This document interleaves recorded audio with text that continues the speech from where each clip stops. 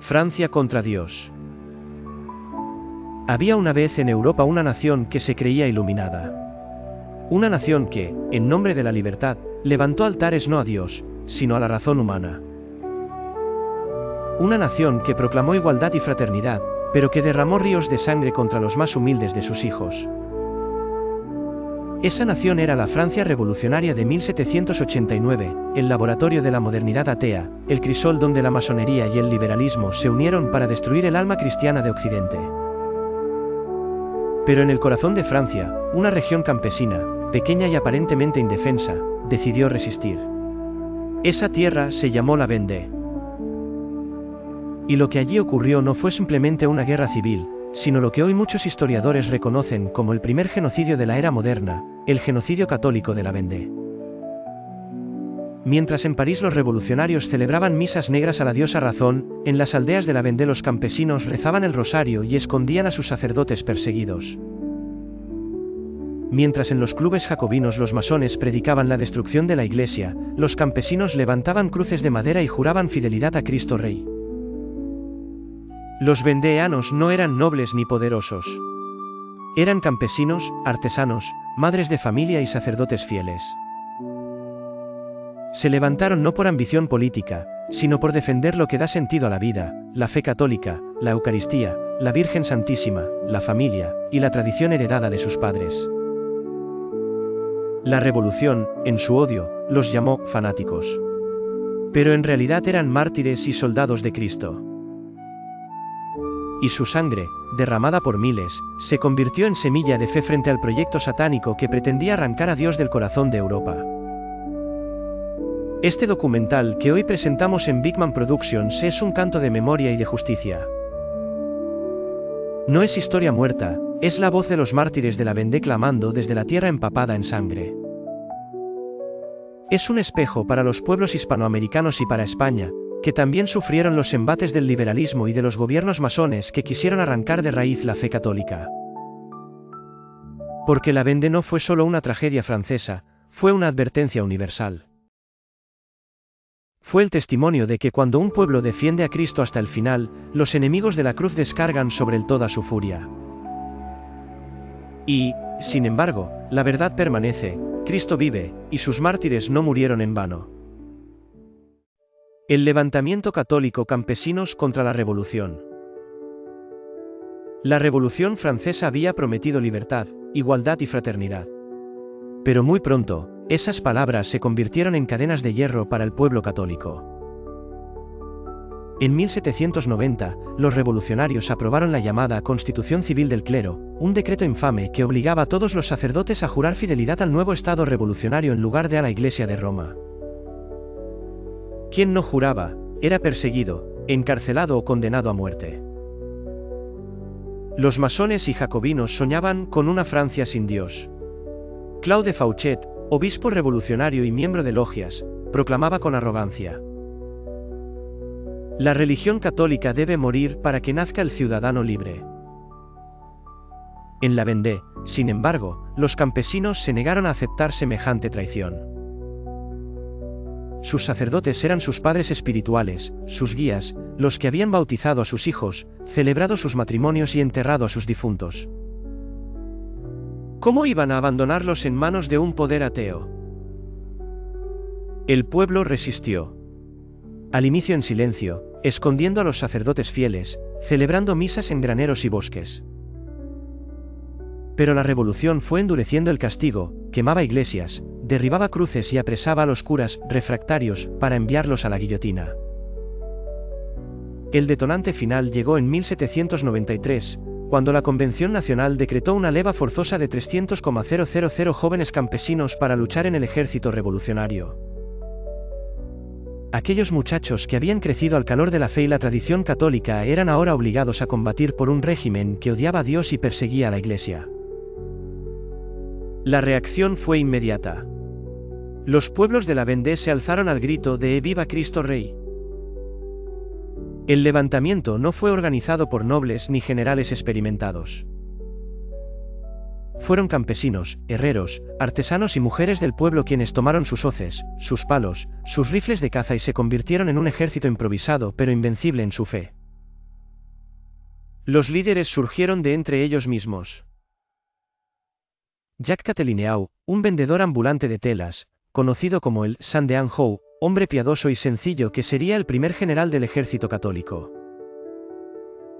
Henry de la Rochejacquelein, un joven noble de apenas 21 años, que al dirigir a sus hombres pronunció la célebre frase: si avanzo, seguidme; si retrocedo, matadme; si muero, vengadme. François de Charette, antiguo oficial de marina, que aportó disciplina y estrategia a la causa católica. Estos hombres, unidos al campesinado, formaron el ejército católico y real de la Vendée.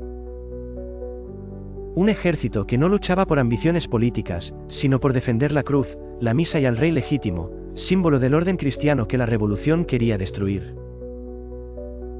La bandera de los vendéanos llevaba bordado un sagrado corazón de Jesús con la inscripción: Dios y el Rey. Mientras los jacobinos marchaban con símbolos masónicos y cánticos revolucionarios, los vendéanos avanzaban rezando el rosario y entonando cánticos marianos. Aquella guerra no fue una simple rebelión política, fue una cruzada contra el ateísmo revolucionario. Los masones en París no podían tolerar semejante desafío.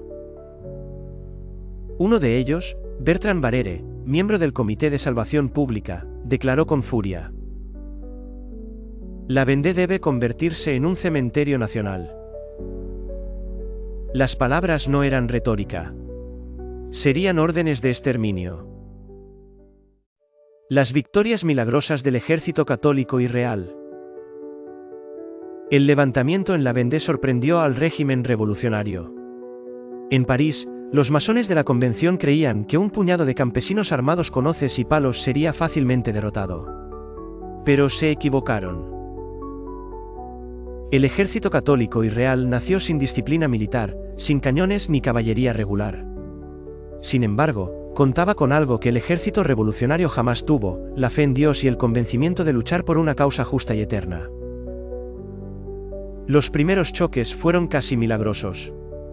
En marzo de 1793, en Saint-Florent-le-Vieil, los campesinos vencieron a las tropas republicanas y se apoderaron de armas y municiones.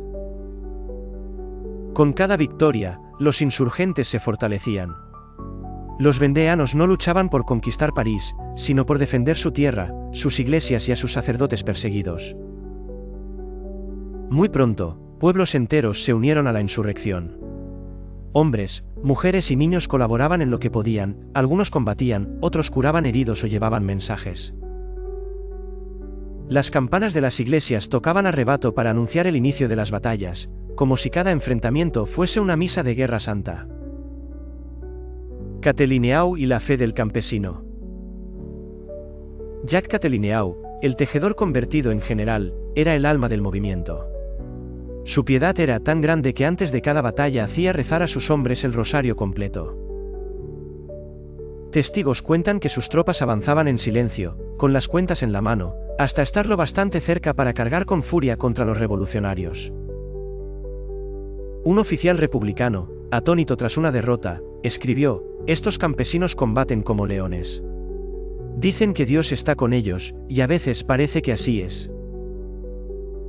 La Rochejacquelein, el joven caudillo. Por su parte, Henry de la Rochejacquelein inspiraba a sus soldados con su valor temerario. Se lanzaba siempre al frente, espada en mano, gritando: viva el rey, viva Cristo Rey. Su juventud y arrojo se convirtieron en un símbolo, los muchachos de la región lo seguían como si fuese un caballero medieval en una nueva cruzada. La victoria de Saumur. La mayor demostración de fuerza vendéana llegó en junio de 1793, en la batalla de Saumur. Allí, cerca de 30,000 campesinos armados con fe y coraje se enfrentaron a 20,000 soldados revolucionarios. Contra todo pronóstico, los católicos vencieron y tomaron la ciudad. Capturaron artillería, caballos y provisiones, convirtiéndose en un ejército formidable. En París, el Comité de Salvación Pública no podía creer lo ocurrido. La revolución, que presumía ser invencible, había sido derrotada por campesinos rezando el rosario. La espiritualidad en combate. Cada victoria era celebrada no con banquetes, sino con misas solemnes de acción de gracias. Los sacerdotes escondidos salían de sus refugios para bendecir a los soldados, y los campesinos se confesaban antes de entrar en combate. Para ellos, morir luchando contra los enemigos de Cristo era un honor, casi un martirio. Un veterano vendeano dejó escrito: no temíamos a la muerte, porque sabíamos que peleábamos por la cruz. El que caía en batalla, caía como mártir. El odio de los masones. Mientras tanto, en París, los revolucionarios servían de rabia. El masón Bertrand Barrère clamó en la convención: hay que exterminar a los bandidos de la Vendée, arrancar sus raíces, quemar sus bosques, matar a sus mujeres y a sus niños, la Vendée no debe existir más. El enemigo dejaba claro que no se trataba de una guerra entre ejércitos, sino de un choque espiritual entre la fe católica y el ateísmo revolucionario. El plan de exterminio, la revolución prepara el genocidio de la Vendée. Cuando la furia revolucionaria comprendió que no bastaban las campañas militares ni las leyes para doblegar a un pueblo entregado a la fe, la violencia cambió de naturaleza, dejó de ser guerra para convertirse en limpieza. La revolución, intoxicada por el resentimiento ideológico y alentada por logias y clubs, decidió que la Vendée ya no era territorio rebelde sino un problema a aniquilar. Y para ello fue necesario planear la destrucción metódica, tropas especiales, órdenes explícitas, procedimientos de muerte en masa. En los salones iluminados de la convención, donde la palabra virtud se mezclaba con la sed de poder, hombres como Bertrand Barrère o los comisarios jacobinos ya no hablaban de derrotar, hablaban de terminar. Barrère pronunció palabras que pasarían a la historia por su frialdad y su furia: la Vendée debe convertirse en un cementerio nacional. Esa frase no fue mera metáfora, fue decreto moral, plan y consigna. Los comités revolucionarios dieron paso a mandos militares dispuestos a cumplirla, y se diseñaron partidas especiales para ejecutar una táctica que buscaba anular a la población civil por completo. Las columnas infernales y el plan de Turreau. El general Lazare Hoche, y sobre todo, Louis-Marie Turreau, recibirían la responsabilidad de aplicar las órdenes más siniestras. Turreau organizó las llamadas colonnes infernales, columnas móviles compuestas por tropas y voluntarios revolucionarios cuyo cometido no era ya batir al enemigo en campaña abierta, sino arrasar pueblos, incendiar casas, degollar a hombres y tomar prisioneros para fusilarlos o deportarlos. Las instrucciones de Turreau eran directas: no se trataba de capturar, sino de destruir. Testimonios de la época relatan cómo las columnas incendiaban las granjas con las familias dentro, cómo cortaban las vías de escape y cómo obligaban a la población a reunirse en plazas para su ejecución sumaria. Los bosques, que habían servido de refugio a los insurgentes, fueron arrasados para que nadie pudiera esconderse. Las huertas y los almacenes se expropiaron, el ganado fue masacrado. Era una guerra contra la vida misma. Carrier y las Noyades de Nantes, la aplicación sistemática del horror. Si Turreau fue el arquitecto del ardor en el oeste, Jean-Baptiste Carrier se convirtió en su ejecutor más brutal en Nantes. Apodado con razón por muchos como el carnicero de Nantes, Carrier puso en práctica métodos que desafiaban la imaginación por su crueldad: fusilamientos en masa, ejecuciones públicas, y una técnica macabra, las Noyades, que consistía en arrojar a hombres, mujeres y niños atados en botes al río Loira para que murieran ahogados. La lógica revolucionaria, fría y utilitaria, buscaba eliminar elementos contrarrevolucionarios sin la molestia de un juicio. Carrier mismo, orgulloso de su eficacia, dejó frases y relatos que los archivos conservan como prueba de la barbarie: la república debía purgar, y purgar significaba matar sin piedad a quienes se resistieran a su nuevo orden.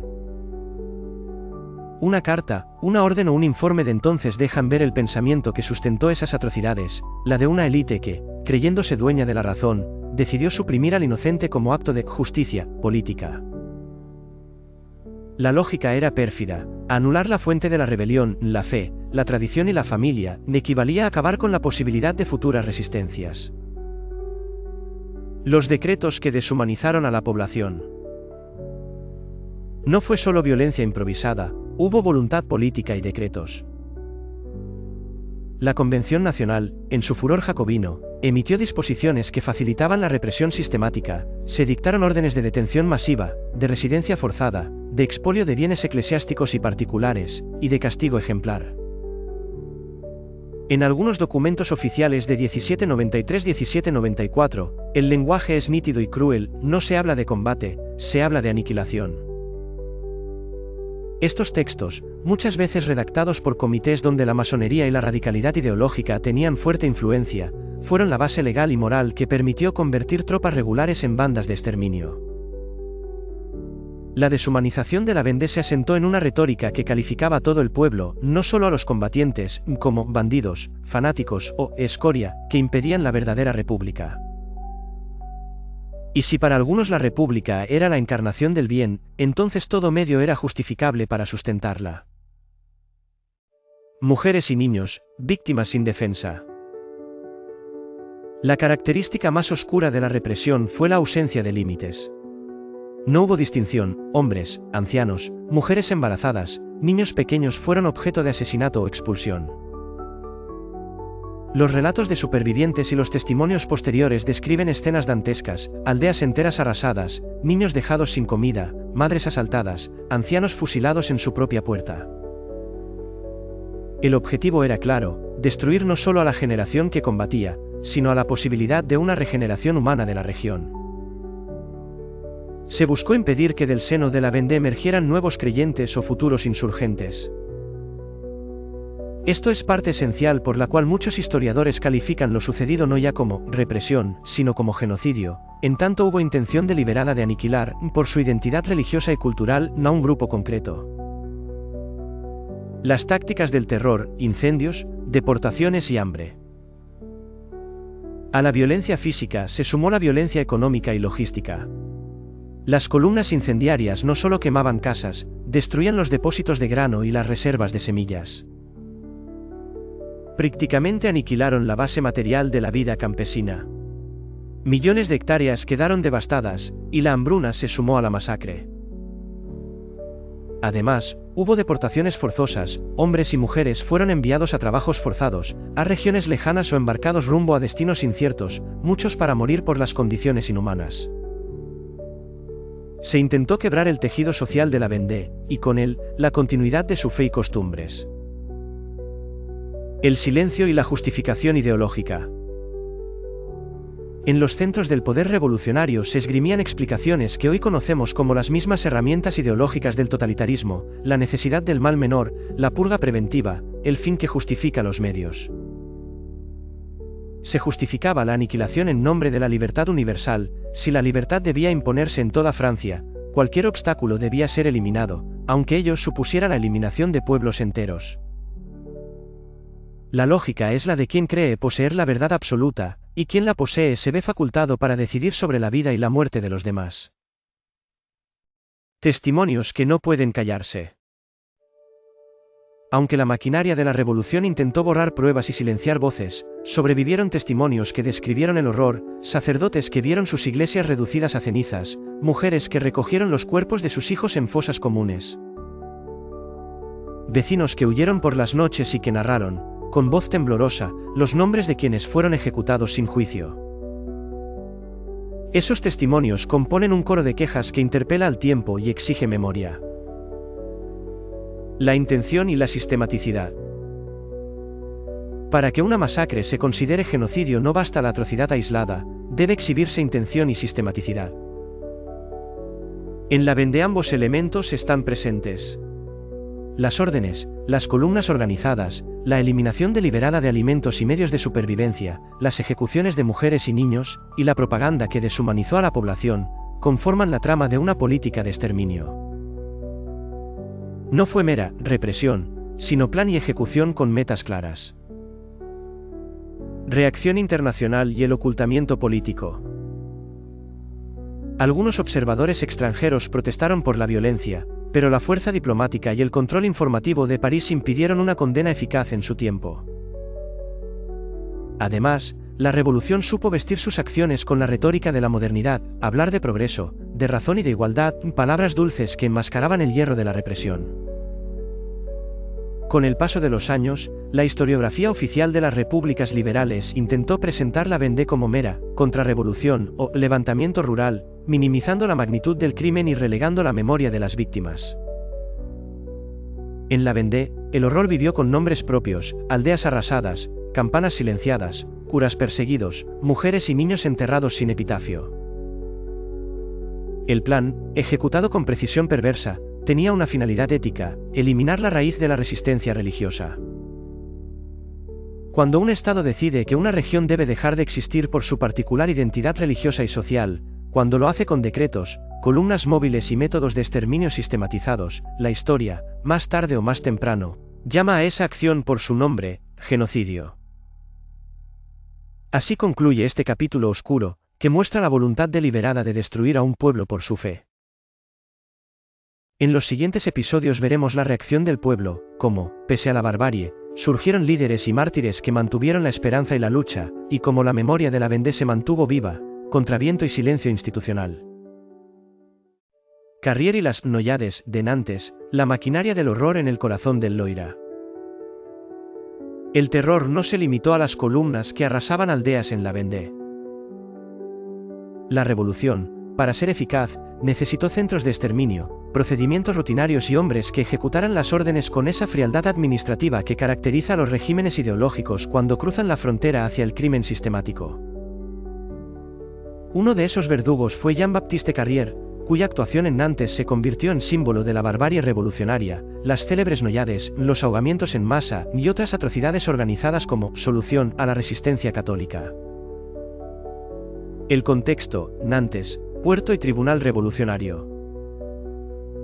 Nantes, ciudad portuaria del Loira, fue transformada en un centro judicial y represivo durante los años 1793-1794. Allí, comités revolucionarios y comisarios recibieron instrucciones de actuar con dureza contra los enemigos de la República. Jean-Baptiste Carrier, nombrado representante en misión, asumió un poder prácticamente absoluto: tribunales revolucionarios, patrullas y centros de detención dependían de su autoridad. La ciudad pronto se convirtió en un taller donde se aplicó una represión que no buscaba juicios justos, sino una eliminación masiva de contrarrevolucionarios. ¿Qué fueron las Noyades? Las Noyades consistieron en la ejecución masiva por ahogamiento de prisioneros: hombres, mujeres y niños eran atados en grupos, a veces con sogas o bolsas, amontonados en embarcaciones, conducidos al medio del Loira y arrojados al agua hasta morir. En otros casos, se ataban piedras al cuerpo y se lanzaba a las víctimas desde embarcaciones a remolque; otras veces se las conducía a barcazas cuyo fondo se abría para precipitar a las víctimas al río. Era una muerte industrializada, fría, sistemática. Testigos contemporáneos describen escenas que hielan la sangre: columnas de barcas cargadas con cuerpos, gritos ahogados a la luz de la luna, mujeres que pedían auxilio y eran empujadas al agua entre miradas indiferentes. Los informes que circularon entre diplomáticos extranjeros y algunos periodistas, aunque filtrados y escasos por la censura revolucionaria, hablan de miles de víctimas. Carrier, figura y métodos. Jean-Baptiste Carrier emergió en los documentos de la época como un ejecutor implacable. Sus decretos y medidas apuntaban a la rapidez y a la eficacia represiva: tribunales sumarísimos, ejecuciones colectivas, trabajos forzados y las Noyades. A su paso por Nantes, la ciudad perdió su piedad, los lugares sagrados fueron profanados, los sacerdotes recluidos o ejecutados, y la población civil humillada y aniquilada. Si bien la retórica jacobina hablaba en grandes términos de virtud y bien público, en la práctica Carrier y sus colaboradores aplicaron una lógica utilitarista: eliminar la masa contraria para que la República no tuviera que invertir tiempo y recursos en el derecho legal. En cartas y reportes oficiales de entonces, muchos de los cuales fueron conservados en archivos o recopilados por opositores a la revolución, se aprecia una frialdad burocrática que convierte el crimen en tarea administrativa. Números y dimensión humana. Las cifras exactas de las Noyades y ejecuciones de Nantes son objeto de debate entre los historiadores, pero la evidencia documental y los testimonios señalan miles de víctimas. Además de los asesinatos en el Loira, Carrier organizó fusilamientos masivos, deportaciones y trabajos forzados, y supervisó tribunales sumarísimos que condenaban a muerte sin garantías procesales. Lo imprescindible es comprender no solo el número, sino la naturaleza del crimen. No fue muerte en batalla ni respuesta proporcionada a una amenaza militar, fue eliminación de poblaciones civiles por el hecho de pertenecer a una región, por mantener la fe y por resistir la ideología revolucionaria. Eso da un carácter distinto, y más grave, a lo ocurrido, la voluntad de borrar a un segmento humano por su identidad. Reacciones y consecuencias temporales. En la propia Francia revolucionaria hubo voces, escasas y peligrosas, que se mostraron horrorizadas por la crudeza de los métodos. Pero la maquinaria revolucionaria funcionó mientras la convención y los comités consideraron esas medidas necesarias. Cuando la marea política cambió y la represión jacobina perdió impulso, muchos de estos métodos fueron condenados y algunos de sus autores juzgados. Carrier, por ejemplo, sería posteriormente arrestado y llevado a juicio tras la caída de Robespierre. Su destino judicial terminó en la guillotina en 1794, pero la sangre de las víctimas en Nantes ya no tenía reparación. Testimonios que persisten en la memoria. Sobrevivientes y cronistas del tiempo dejaron memorias llenas de dolor, relatos de niños que quedaron sin padres, de mujeres que rescataron cuerpos de familiares en fosas comunes, de sacerdotes que vieron sus iglesias convertidas en almacenes o prisiones. Algunas cartas personales, cartas de testigos y memorias recopiladas años después describen con precisión esas escenas, y sirven como prueba contra quienes pretendieron justificar las acciones como necesarias para la salvación de la República. La lógica del terror como política de Estado. Si queremos entender por qué Nantes se convirtió en un laboratorio de exterminio, debemos situarlo en la lógica de la revolución radical, la supuesta posesión exclusiva de la verdad política. Quien se considera el portador absoluto de la razón siente que tiene licencia moral para anular a quien opone resistencia. La masonería, influyente en muchos círculos revolucionarios, difundió un racionalismo que, en manos de los jacobinos más fanáticos, degeneró en la negación de la humanidad del adversario. El resultado fue un proceso de deshumanización y procedimiento legalizado de aniquilación. Veredicto moral e histórico, los hechos de Nantes son un escalón más en la cadena de persecución que sufrió el pueblo católico en la Francia revolucionaria. No fue una mera guerra civil, sino una política de aniquilación que buscó extirpar la fe, las instituciones y la vida comunitaria de la Vendée y sus comarcas. Las noyades son la evidencia más cruel de que, cuando el Estado se arroga el monopolio de la verdad y se mezcla con una ideología deshumanizante, la puerta queda abierta al exterminio. Los héroes de la Vendée, Catelineau, La Rochejacquelein y Charette. Tras el océano de sangre que dejaron las noyades de Nantes y las columnas infernales, parecía que el espíritu católico del pueblo francés quedaría sofocado. Pero ocurrió lo contrario, en medio del terror, surgieron figuras que la historia recuerda como los mártires y caballeros del Sagrado Corazón, hombres sencillos y nobles que alzaron la cruz y la espada en defensa de su fe. Jacques Catelineau, el santo de Anjou. Era un simple vendedor ambulante, un hombre sin títulos, pero con un alma inmensa. Cuando vio que los sacerdotes eran perseguidos y que las aldeas eran quemadas, Catelineau tomó las armas y organizó a los campesinos. No buscaba poder, sino defender la fe de Cristo.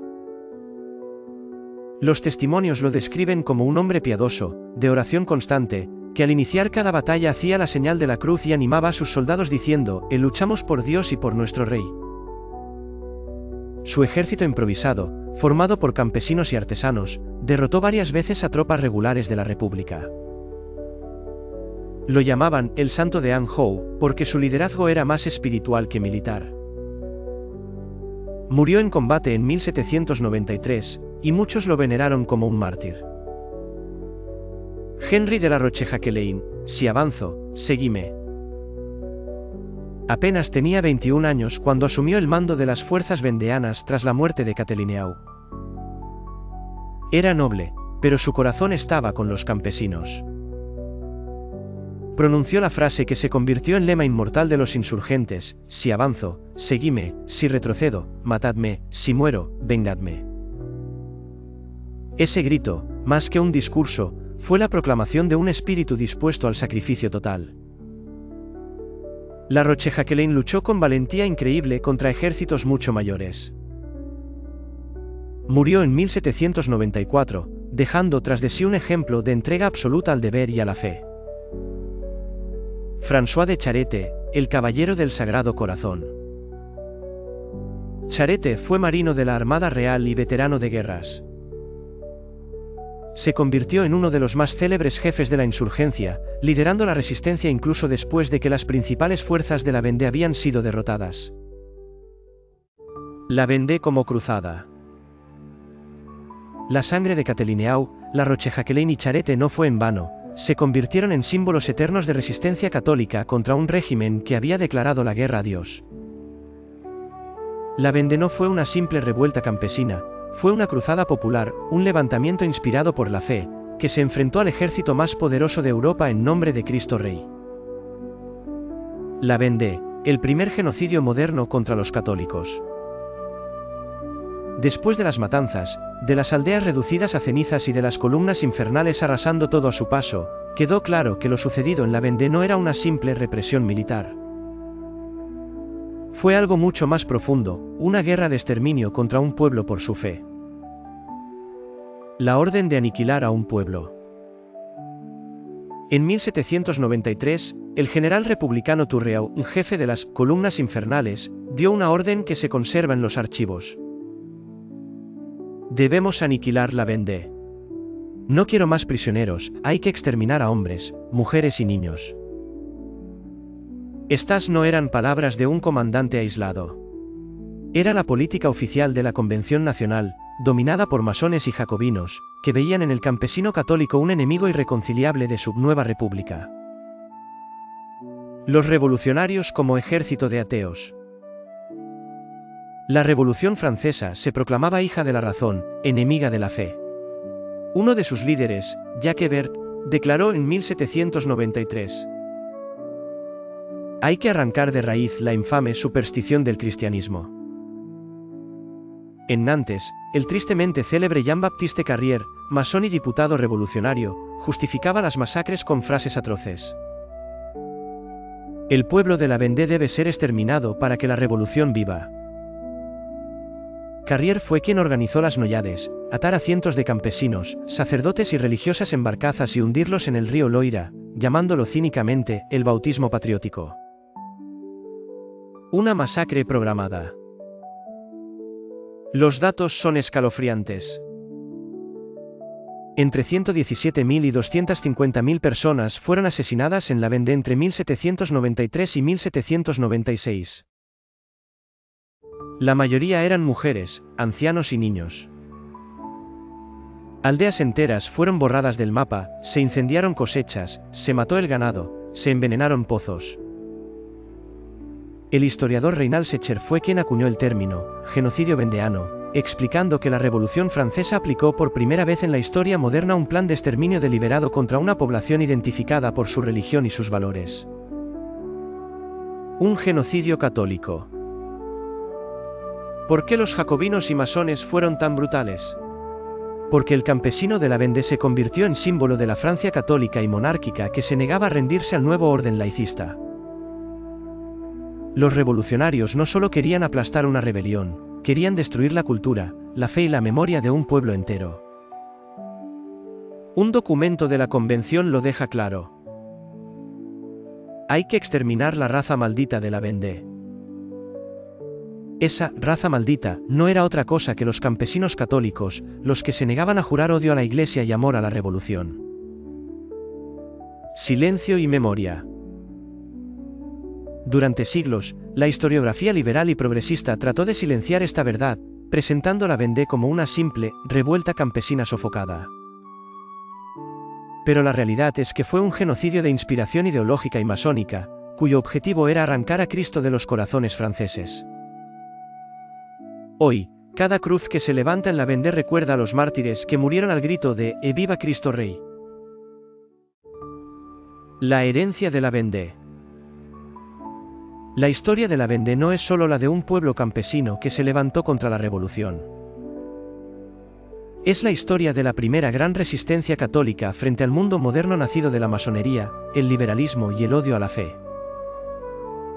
Los revolucionarios quisieron borrar su memoria con fuego y sangre, pero fracasaron. porque los mártires de la Vendée no murieron en vano, su sacrificio se convirtió en semilla de esperanza para todos los pueblos católicos que, en siglos posteriores, alzaron su voz contra los mismos enemigos. La Vendée nos recuerda que la verdadera libertad no nace del laicismo ni de la tiranía del relativismo, sino de la fidelidad a Cristo y a la tradición. Ese pueblo humilde, armado con rosarios y viejas escopetas, enfrentó al ejército más poderoso de Europa porque sabían que lo esencial no se negocia: la fe, la familia, la monarquía cristiana y la unidad de la patria. El historiador Reynald Secher lo definió con claridad: la Vendée fue el primer genocidio moderno. Pero más allá de los números y las cifras de horror, lo que permanece es la luz del testimonio de miles de hombres, mujeres y niños que murieron con el nombre de Cristo en los labios. Hoy, cuando el mundo sigue atrapado en las mismas ideologías de odio, progresismo, secularismo, globalismo y masonería, la Vendée se alza como un faro eterno de resistencia. Sus mártires nos dicen que ningún poder humano podrá jamás apagar la llama de la fe. Que este recuerdo inspire a todos los pueblos de Hispanoamérica y del mundo a no olvidar quiénes somos y a mantener viva la llama de la tradición católica que nos da identidad, fuerza y destino.